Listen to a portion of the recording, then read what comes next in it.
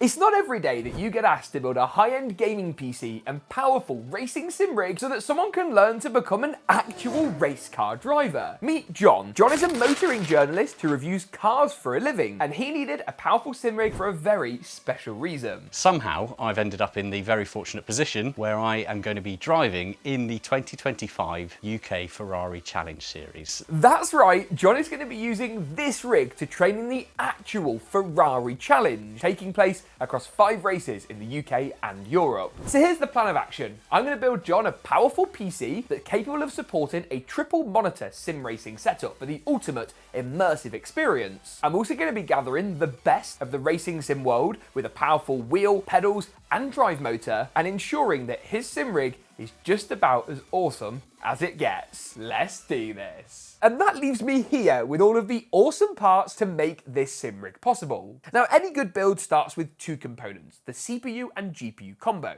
Now, for this build, I needed a fairly decent gaming CPU, but I didn't need anything particularly more powerful than that. With all the pixels we'll be pushing, it's the GPU that's more likely to be the bottleneck. That's why I went for the last gen Intel Core i5-14600K. I had one spare lying around in the office, making it perfect for this project, and plainly plenty of CPU horsepower for gaming. The other main part to consider is the GPU, and the RTX 4080 Super is the card that I picked for a few key reasons. It gives us pretty much top-end gaming power. We're only going to get more than this by going for a 4090, and I just didn't think that was necessary for this rig today. And frankly, the extra £500 or £600 or dollars you'd spend on that card can be better ploughed into the sim racing gear, which is a massive part of the equation today. Now, in terms of some of the other parts I've gone for, 32GB of RAM is plenty. This is a thermal tape kit, which is going to tie in with the theme I've gone for with things like the case and cooler, which is always handy. I've also gone for an NZXT motherboard, switching up a little bit. I don't think I've actually really used their N7 Z790 in sort of any build videos here on the channel. Under the skin, it's pretty much an ASRock design, so we know it's going to be solid. And while the BIOS on this board isn't quite as good as what you get on Asus, GeekaWhat or MSI, it's still more than sufficient for the build today and looks really clean. I want this whole setup to look really, really nice, while ultimately being there to serve one purpose, ensuring frame rates on the sim rig are as high as possible at all times. Storage-wise, I've kept it pretty reliable. This isn't going to be my rig, and for that reason, I wanted something that I know is going to be bulletproof, and Samsung's SSD 980 Pro is just that. If someone ever comes to me and wants a recommendation for a drive that they can set and forget, the 980 Pro is what I'd suggest most of the time. Barring that, the 990 Pro, which is quite a bit more expensive and not actually that much quicker, is also worth considering, but this is plainly the better value play. Now I'm going to go ahead and get everything installed into the N7 Z790, starting with the CPU, working through to the memory, followed by the SSD, and then some of the prep for the CPU cooler in terms of the backplate and onboard mounting hardware. Talking of which, the cooler I've selected is this, the Thermaltake Tough Liquid 360 EX Pro. Now Thermaltake have actually got some really good stuff out at the moment. Their fans in particular are getting better and better. Not only do they perform very well, but the EX Pro bit means they actually magnet together really easily. The only thing I don't like about these is that they're not RGB, so I may swap these out a little bit later. I've done most of the prep for the cooler already, so there's not really a great deal to do now, other than unbox the cooler itself, discard the fans I don't want, replacing them for the fans that I do want, and then adding the Intel bracket around the actual CPU water block itself. Nice and simple, nice and easy, and not a whole load to this bit of the build. Right, so that was a bit more of an ordeal than it needed to be. For some reason, the screws that came with the fans for radiators weren't actually the right thread size for the radiator, which is kind of annoying because I potentially want to do a push-pull config. Anyway, we'll come on to that in a moment. The next thing that I'm going to do is go ahead and move all of this into the case. So I'll see you in a few moments when I've done that, I suppose. You're probably also wondering at this stage what case I've gone for. This is the Thermaltake CTE 550, which is a bit different, a bit unique, but I've read some good things, and it's basically the smaller version of the 600, which I liked, but thought was a little too large. So you can see from the way things are installed, it's a little bit unusual because the motherboard actually goes sideways.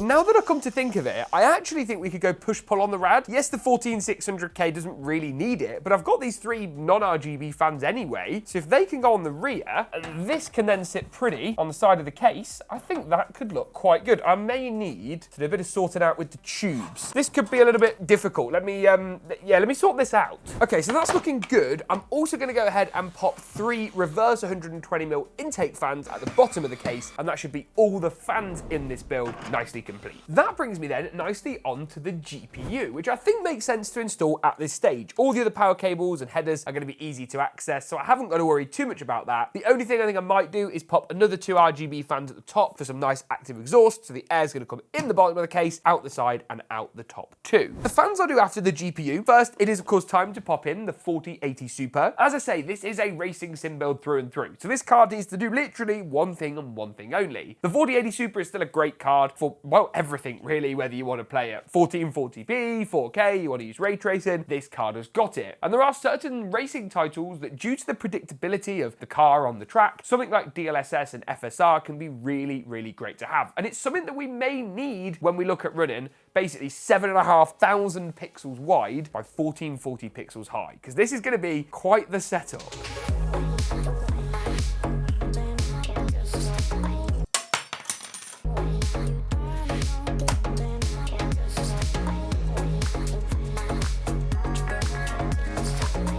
All that remains then is the power supply. I've probably gone slightly overkill for this, but big shout out to Thermaltake for sending it out for this project. The Tough Power 1050. It's a really, really highly rated 80 plus gold power supply, PCI Gen 5, ATX3. It's got everything we need for this system. So give me a few minutes again. I'm gonna get this installed, get all the cables and wiring done, and then we can get on to building the sim rig. Oh yeah. And that is where all of this comes in. Now let me start by walking through some of the sim racing gear that's gonna make this sim rig possible, and move on to the actual monitors and the cockpit in a moment's time. Now, massive shout out, by the way, to Moser and Overclockers for helping supply some of the gear for this rig. They haven't sponsored this video, but they have been a huge part of actually making it happen in the first place. Now, this is the Moser FSR Formula wheel. The car in question that this rig is going to be used as a practice rig for is a Formula style car. So this is the exact wheel that makes sense, but Moser have lots of different options available. Now, I have taken this out of the box already, but I have to say, I've never seen anything like it. In fact, that's a lie. The only time I've seen a wheel this impressive was when I got invited to go around the Mercedes F1 team factory here in the UK, and this wheel is uncannily similar. To be clear, that one cost millions. This one doesn't. It's a few £100s or dollars, and I link this alongside everything down below. But it has the information screen. All this works through Moser Pit House, which basically talks to the game that you're playing and then back to the wheel to display all your information. Dedicated rev counter, and then all the different dials and knobs you need for brake balance, differential. You've got things like your turbo, your ERS, and all of this is configurable within the Moser Pit House software and the game itself. Even down to the fact that on the rear, you've got the flappy paddles, and you've got two quite linear paddles, and then two sort of softer actuating ones below each of those linear paddles. Standard wheel quick release, you can use this, I believe, on pretty much any Moser base out there, and really nice grippy sides that feel amazing. I have to say that Moser stuff has impressed me. In fact, in a previous video, which you can find in the cards now, I actually built with their R5 bundle. That's a lot more budget than this higher end config, but it gave me a taste of what Moser had to offer, and I was honestly incredibly impressed. Now, to drive the wheel, we of course need to find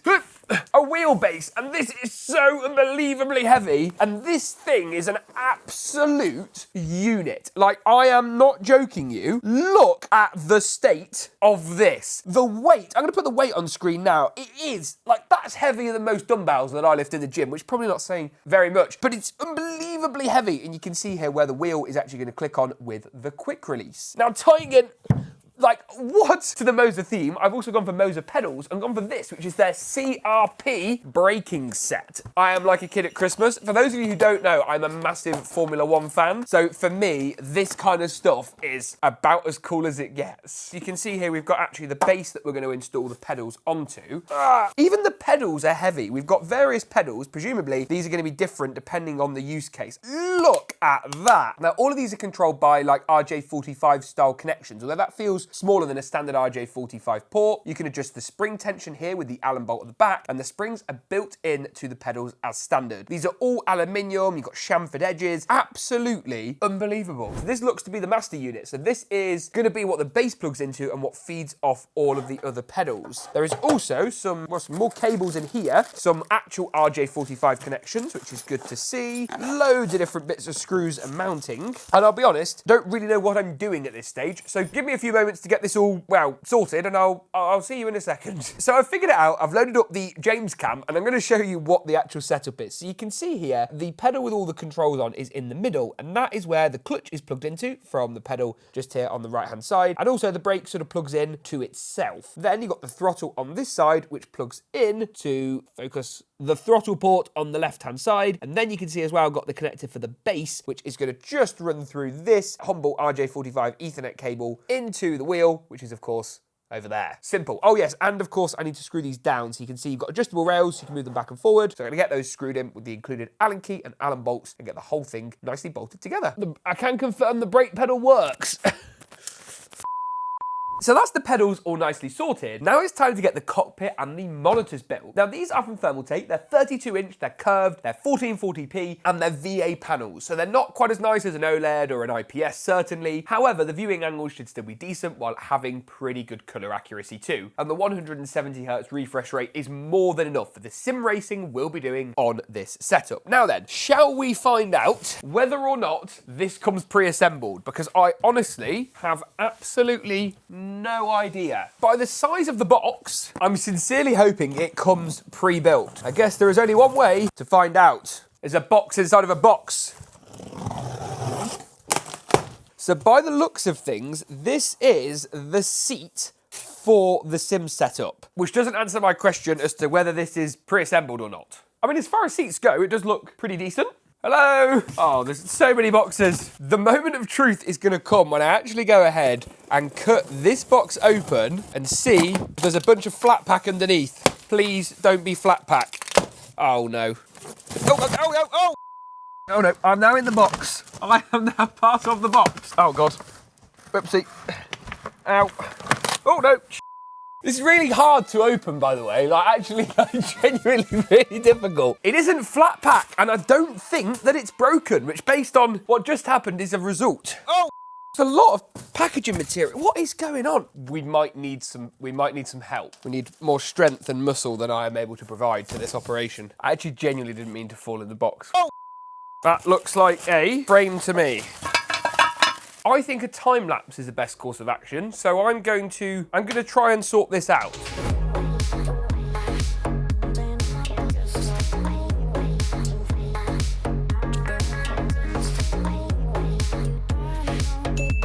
So, with a little bit of help from editor Dan, the sim rig is now built. And all that remains is to actually mount the wheel and pedals. Now, I tried to line up the wheel on this sort of bracket here, but I was having a bit of trouble. So I think what I'm gonna do is actually take this bracket off in its entirety, mount the wheelbase to the bracket, and then add the bracket back on. Can we go further back? I want to say no, we can't. So we're going to have to use these 4 holes. But the good news is they line up absolutely perfectly. The challenge now is then getting this really heavy wheelbase back on. So I'm going to have to concentrate, make sure I don't get this wrong. Thank you very much. Just a case of pushing the wheel on, and we are nearly good to go.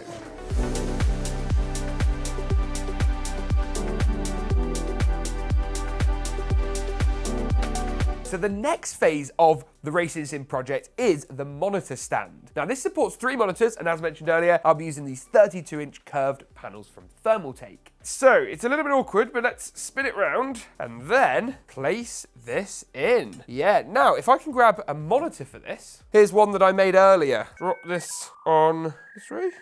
Yeah, this way. And we have ourselves the start of a racing sim, but it isn't all good news. Oh no. We did a test fit yesterday and put another panel on the side, and I think because these are curved, it's causing some height issues. So what I've had to order is some VESA height adjustment plates, which allow us to move the monitors on the left and right up or down, as the stand just doesn't have, well, really any flexibility. I have a feeling it works fine with flat monitors, but maybe not curved panels. So this for now is where we're gonna have to leave it. After a little bit of messing about, a couple of additional brackets, and getting getting the whole thing into place, I did eventually get the monitors lined up, and while it's not perfect, here's the end result. And the result of that is here. The brackets worked. Now there has been a little bit of adjustment, shall we say, to get it fully aligned, including these Velcro strips between the monitors. And truth be told, I'm still not 1,000,000% happy with the alignment, but it's certainly a lot better. And I've got F1 2023 running here as a bit of a demo of what this ultra-wide setup looks like. Now, in reality, they're going to be using this for iRacing, as that's going to allow to more closely replicate the tracks from the real Ferrari competition to the sim. But for the purposes of demoing, F1 is something I'm actually half decent at. So shall we give it a go? Now, the sim rig is pretty snug, and you can see here the actual wheelbase and the wheel are pretty massive. However, you can, of course, adjust the position of the pedals as you wish. You can see we've taken the clutch out, just the accelerator and the brake. The feedback, by the way, and the pressure through these pedals is absolutely nuts. I've really never felt a sprung brake pedal like it. And you get spare springs. If you want to change these out, you can actually go for a slightly different setup. Now, I'm talking and procrastinating because I don't want to make too much of a tit of myself here. Let's see how we're going to get on. Whoa, that is a bit more strong than my other wheel. You can see the immersion on this thing is absolutely incredible. The extra monitors really help in terms of the peripheral vision as well, which is superb.